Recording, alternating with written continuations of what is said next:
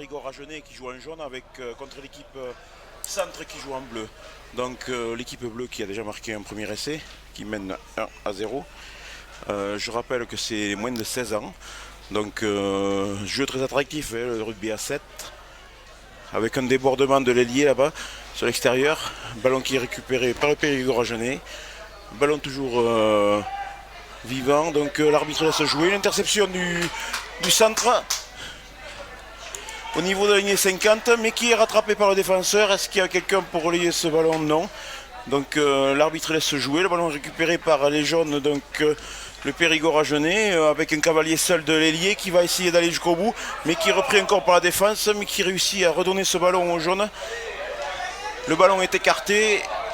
Il est envoyé sur l'aile à son coéquipier et qui va marquer un magnifique essai. Donc ce qui permet donc au Périgord Agenais d'égaliser sur ce match-là.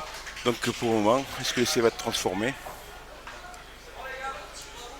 Je rappelle que bon, le rugby à 7 pour les moins de 16, c'est un rugby qui demande beaucoup de technique, beaucoup de souffle également. Et si vous voulez, là aujourd'hui, comme c'est quand même pas un rugby qui est travaillé toutes les semaines, le jeu est un peu décousu. C'est normal, donc on demande aux joueurs d'avoir énormément de physique pour pouvoir jouer à ce jeu-là. Donc on voit un porteur d'eau qui sort. Les matchs durent 10 minutes cet après-midi.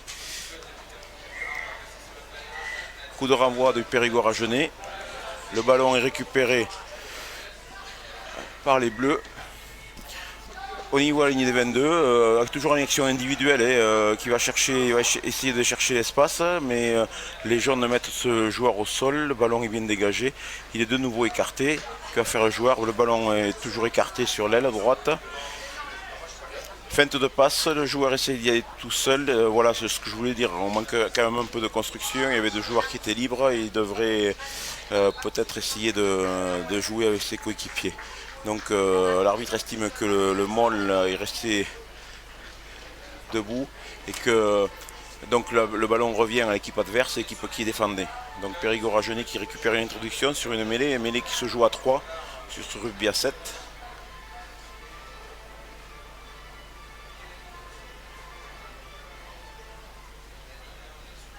Les règles sont les mêmes au niveau des introductions. Ils peuvent pousser, donc le ballon est disputé au niveau de la poussée et il est ressorti directement par le Périgord Agenais. Il y a un joueur centre qui a réussi à passer la première ligne défensive sur ses appuis et qui croise avec le numéro 8. Voilà, c'est le joueur sans ballon qui s'est offert et qui a permis donc à ce Périgord Agenais de reprendre le score et de mener maintenant devant cette équipe du centre.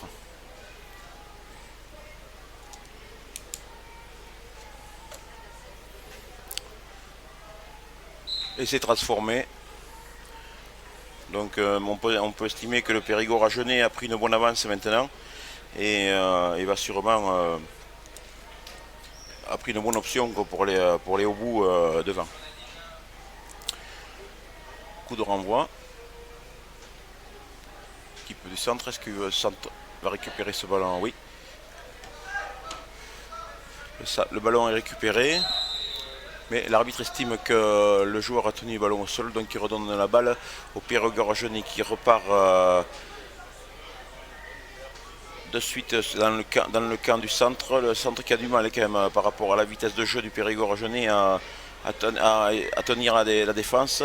Et les Agenais qui écartent de nouveau, qui font vivre ce ballon, qui mettent de la vitesse dans le jeu. Et encore le numéro 8 qui va déborder sur l'aile et qui va marquer un autre essai. Avec deuxième essai pour le numéro 8 en moins de 3 minutes. Transformation qui va être tapée.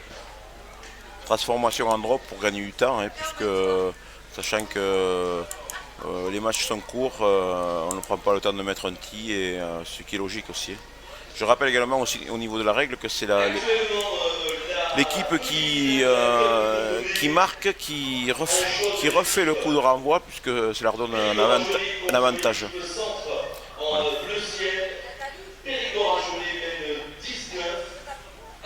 Voilà. 19-0 donc pour le Périgord Agenais. Voilà, donc il n'y a pas photo pour le moment. Donc coup de renvoi encore donc, pour le Périgord Agenais. Le ballon est récupéré par les joueurs du centre difficilement dans leur propre 22. Il faudrait qu'ils relancent depuis 90 mètres, feinte de passe, mais ça manque de conviction, ça manque de vitesse et personne n'est au soutien derrière, donc ils risquent de perdre ce ballon. Non, le ballon est récupéré. Une solution est donnée sur le côté de gauche. Mais le ballon, voilà, quelqu'un quand même qui rentre avec un peu de vitesse, donc qui permet d'avancer, mais le ballon est perdu et les jeunes récupèrent ce ballon. L'arbitre laisse l'avantage. Périgord Agenais qui relance de suite en envoyant le ballon à l'extérieur avec ce centre qui a des appuis, qui porte beaucoup le ballon, qui va chercher, est-ce qu'il va réussir à aller au bout? Non, il a perdu le ballon et le ballon est de nouveau récupéré par. Il a eu un excès un peu de gourmandise ce jeune-là, alors qu'il aurait pu tranquillement donner ce ballon, il y aurait eu un autre essai supplémentaire, sachant que le goal average peut être important à la fin de ces phases. Voilà, mais en fait. La mi-temps de cette petite finale de Cup. Voilà. La continuité toujours pour le tableau B. Il y aura la finale de la Cup entre les équipes Côte-de-Basque-Land 2 et Franche-Comté. Voilà. Le ballon qui est de nouveau perdu et l'arbitre siffle la mi-temps de ce match.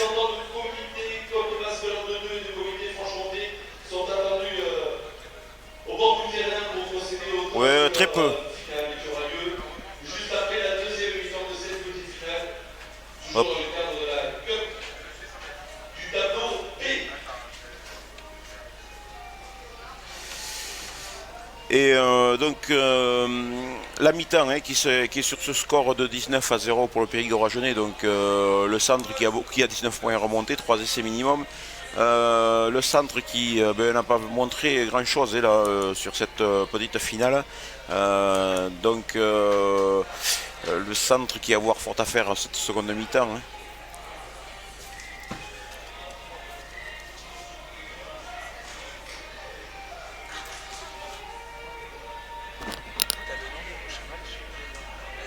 Non, ils n'avaient pas en bas. Ils viennent de finir là-bas, ils n'avaient pas fait le tableau. Pour aller sur. Il faut que tu écoutes ce qu'ils disent au micro et c'est eux qui annoncent les matchs. Côte Basque. Le prochain c'est Côte Basque Land 2. Oui. Et contre je sais pas qui, j'ai pas entendu. C'est pas grave. Et l'autre c'est une autre petite finale. Ouais. À la fin de chaque match, on essaie d'avoir un truc. Ouais mais ils vont enchaîner en suivant. Hein. Parce que là ils ont demandé aux deux autres équipes d'être prêts.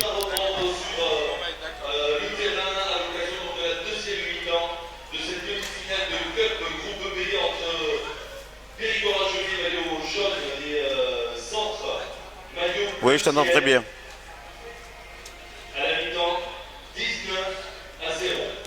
pour les jeunes, pour le Périgord Agenais. C'est parti. 19-0 pour le Périgord Agenais, deuxième mi-temps qui est reparti, alors le Périgord Agenais qui a réengagé, donc il les met en situation d'avantage, puisque offensivement ils vont vers le camp adverse.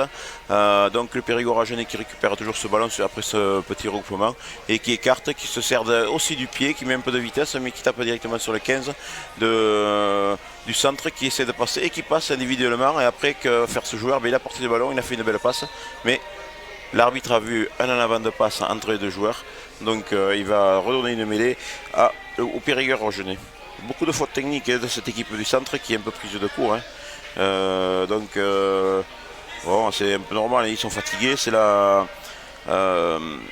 fait très chaud aujourd'hui, donc il n'y a que 7 joueurs sur le terrain, ils utilisent un terrain qui est à dimension classique de 15, donc ils sont obligés d'occuper toute la largeur, beaucoup de courses.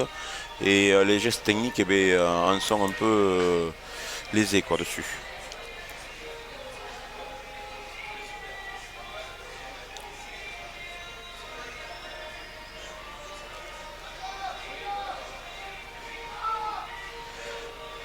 Le ballon est toujours écarté par le Périgord Agenais. Le ballon est toujours aux mains du Périgord. Le ballon est mis au sol.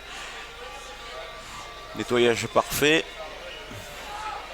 Le ballon est disputé et l'arbitre estime que le Périgord a gardé le ballon au sol, donc il laisse jouer rapidement. Donc c'est les Bleus, le centre qui est reparti rapidement. Je rappelle que c'est la finale du niveau B, la petite finale du niveau B, donc qui a eu lieu avec suivant poules qualificatives qu'il y avait ce matin. Donc ces deux équipes sont sorties des poules premières et donc c'est leur petite finale. Donc le Périgord Agenais qui récupère ce ballon encore une fois de plus sur une pression défensive. Le joueur est mis au sol. Est-ce que le ballon va pouvoir vivre? Oui, pour le moment, oui. Mais gros nettoyage des Bleus. Le Périgord Agenais qui réussit encore à écarter. On voit toujours l'action individuelle, mais le ballon est ressorti et est bien dégagé. Et le Périgord Agenais qui va mettre un nouveau essai. Et donc qui leur permet de prendre 24-0 pour le moment avant la transformation.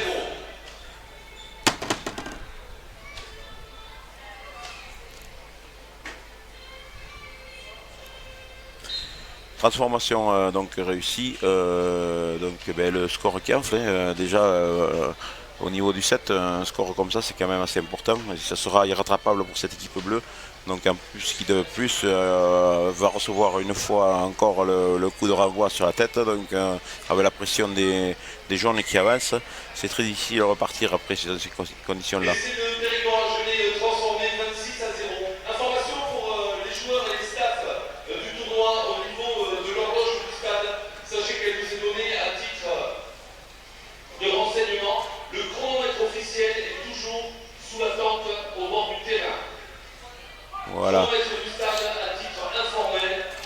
Voilà, donc le centre qui essaye d'attaquer, qui reporte ce ballon, mais qui n'arrive pas vraiment à avancer. Si un bleu avait un trou et a joué pour lui-même, un ballon par-dessus, s'il récupère et qu'il peut aller au bout, il le récupère. Et est-ce qu'il va aller au bout? Oui, il va aller au bout. C'est mérité quand même, parce que c'est un geste technique qui est quand même pas mal réussi. Et donc il faut oser, je rappelle que c'est des joueurs qui ont moins de 16 ans, donc techniquement qui ont encore la progression à acquérir. Et bon, il y en a qui sont plus avancés que d'autres, mais bon, ils osent, c'est très bien comme ça. Je rappelle que nous sommes à Souston, que la pelouse est magnifique pour faire ce jeu-là. Et donc c'est le centre qui a marqué un essai, qui a transformé, donc qui a mis 7 points. Donc pour le moment c'est 26-7 pour le Périgord Agenais. Aucune inquiétude pour le Périgord qui peut laisser venir encore puisqu'il ne reste pas beaucoup de temps. Sachant que là c'était 2 fois 5 minutes. Donc coup de renvoi donné par le centre avec une récupération des jaunes du Périgord. Ballon toujours porté individuellement avec le joueur, avec une passe dans le dos qui n'a pas réussi, mais le ballon n'est pas perdu et ça rejoue. Donc avec toujours quelques actions individuelles qui vont fixer la défense, c'est bien. Et de nouveau qui écarte, il aurait peut-être dû prendre sur l'extérieur.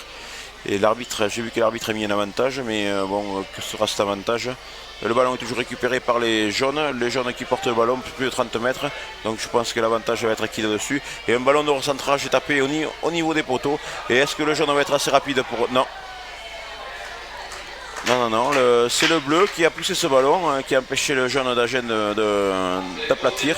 Donc ce sera un renvoi au 22, vu par l'arbitre d'un but.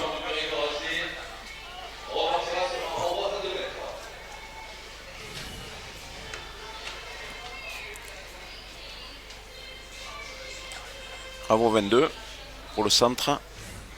Ah, l'arbitre, que demande l'arbitre? L'arbitre demande un arrêt du temps. Un blessé au niveau des poteaux, un joueur qui a du mal à récupérer, vraisemblablement, mais le joueur qui est allé derrière les poteaux et qui est allé pousser ce ballon. Je rappelle que normalement au niveau du 7, on peut remplacer pratiquement toute l'équipe. Les joueurs arrivent à 12, donc 5 joueurs peuvent faire une rotation, ils peuvent sortir, rentrer. C'est toléré justement pour garder de la vivacité dans le jeu qui est offert. Voilà.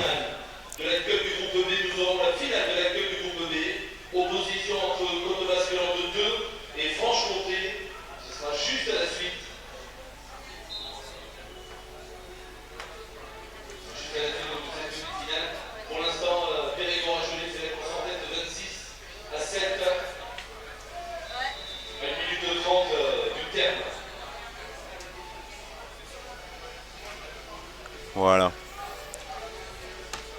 Donc on est à 1 minute de la fin du match et toujours Périgord Agenais qui est en attaque et qui s'assure la victoire maintenant, puisqu'ils ont plus de 20 points d'avance. Et le ballon qui est tombé, mais qui est tombé du bon côté, qui est récupéré. Et ce qui permet un jaune de pouvoir aplatir, donc un essai supplémentaire, ce qui fait que la pendule passe à plus de 30 points et on en est à 31 à 7. Transformation à venir.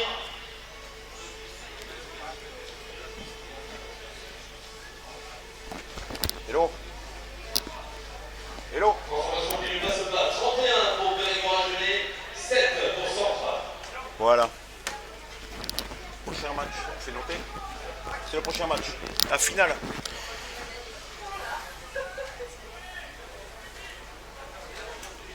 C'est après. Coup de renvoi donné par le Périgord-Agenais. Donc ballon qui est écarté au centre Schcal. Et bon, après, bon, les joueurs savent le travail qui reste à accomplir. Il y a beaucoup de points, mais le ballon, ils essayent de faire circuler cette défense, mais ils n'y arrivent pas. Donc ils sont obligés d'aller essayer d'affranchir pour fixer un peu quelques défenseurs. Ce qui est bien fait, ils ont fixé 2 défenseurs avec un joueur. Mais ils reviennent encore en arrière avec de longues passes et ils se sont mis au risque d'interception, ce qui permet au Périgord-Agenais d'aplatir un autre essai. C'est le gros risque, des grandes passes au niveau du 7, c'est beau, mais si la défense est proche, le temps que le ballon fasse 10 mètres, le joueur peut avancer de 3 ou 4, donc l'interception est toujours faisable. Et transformation réussie, donc c'est le Périgord-Agenais qui finit ce match sur une grosse victoire. Grosse victoire 36 à 7. Donc je rappelle que c'était la petite finale du groupe B. Entre Coteau-Basculant 2 et Franche-Comté.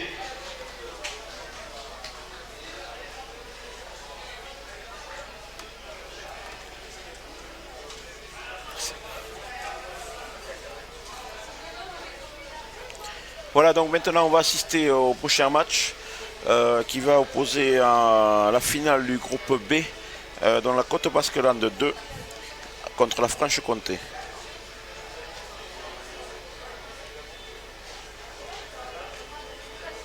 Nous rappelons